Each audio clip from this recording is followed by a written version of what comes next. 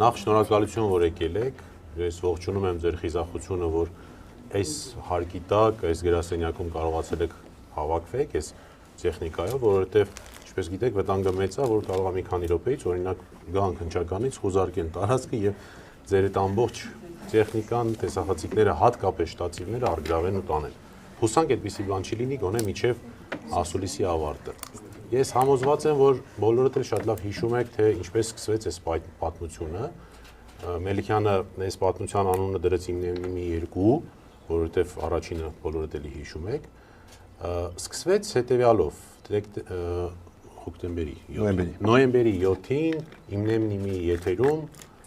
7 ժամից ավել տևող հարցազրույց էր երրորդ նախագահ Սերժ Սարգսյանի հետ։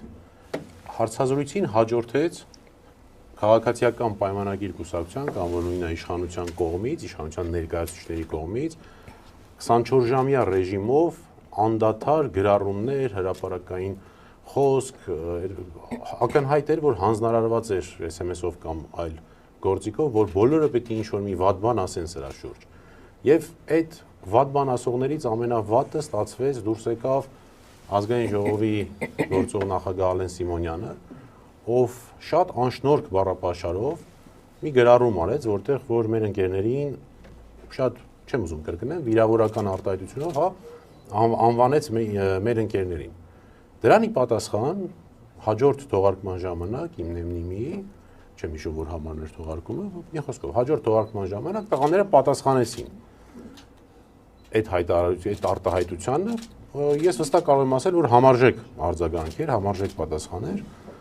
եւ դրան հաջորդեց, ինչպես արդեն գիտեք, մամուլից էլ հետո տեղեկացաք, Ալեն Սիմոնյանի կողմից հանցագործության մասին հաղորդումը, որից անմիջապես հետո առանց որևէ վարքյան կորցնելու քննչական մարմինը ազգային անվտանգության ծառայության հատուկ ստորաբաժանման հետ դիմակավորված այցելեցին Վազգենի եւ Նարեկի բնակարաններ խուզարկության նպատակով, իրականացրեցին խուզարկությունները, դրանից հետո, ինչպես գիտեք, եկան այս գրասենյակ,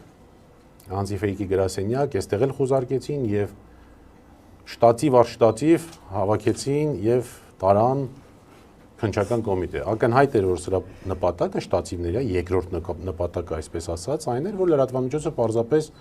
գոյություն չունենա, չկարողանա իր գործունեությունը իրականացնել։ Դե արդեն, ինչպես նշեց Աստղիկը, արդեն 1 ամիս լրացավ, ինչ տղաները գտնվում են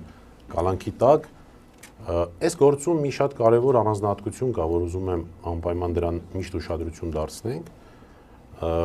որ մենք մի անգամ այս փորձության միջով, այսպես ասած, անցել ենք, իմնեմնիմի առաջի գործի ժամանակ, երբ որ էլի նույն մեղադրանքով, նույն հաղորդման շրջանակներում, գործը հարուցվեց, կանոնավորվեցին, երկար դատական քննություն ընթացավ եւ ի վերջո արդարացվեցին տղաները։ Էլի մենք երեքով էինք պաշտպանություն իրականացնում եւ արդարացվեցին տղաները։ Եվ այս նոր գործով իմնեմնիմի 2-ում էլի բացարձակ նույն դերակատարներով, նույն քննիչներն են, նույն դատախազը եկան այս վերջի 1, 2, 3 հաղորդման ընթացքում հնչած արտահայտությունների վրա նույն process-ը նորից սկսեցին։ Չէ, ակնհայտ է, որ սա չէր կարող այսպես լինել, եթե դրա տակ չլիներ քաղաքական նպատակը, քաղաքական հետապնդումը։ Ու մի կարևոր բաներ եմ ուզում անպայման այստեղ նշեմ ու խնդրեմ, որ դա միշտ նկատի ունենաք, որից հետո խոսքը փոխանցեմ ընկերոջս, գործընկերոջս։ Իշխանությունը փորձ է կատարում անդադար հրապարակ նետել, թե իբր տղաները տվել են սեռական բնույթի հայհոյանքներ։ Մենք թե նախորդ դատական նիստում, թե դրանից հետո եւ թե հիմա պնդել ենք ու պնդում ենք, որ երբևէ եթերում չի հնչել սեռական բնույթի հայհոյանք եւ տղաները դա շատ լավ գիտակցում են, դրա վատ հետևանքներն են գիտակցում եւ երբևէ չի եղել ու ես վստահ եմ չի լինելու։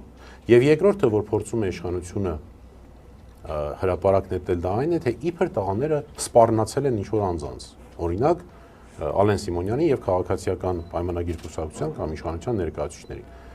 Կրկնում եմ ու պնդում եմ, որ որևէ սպառնալիք երբևէ գոյություն չի ունեցել եւ դրա մասին է վկայում նաեւ սպառնալիք չլինելու քրեական վարույթում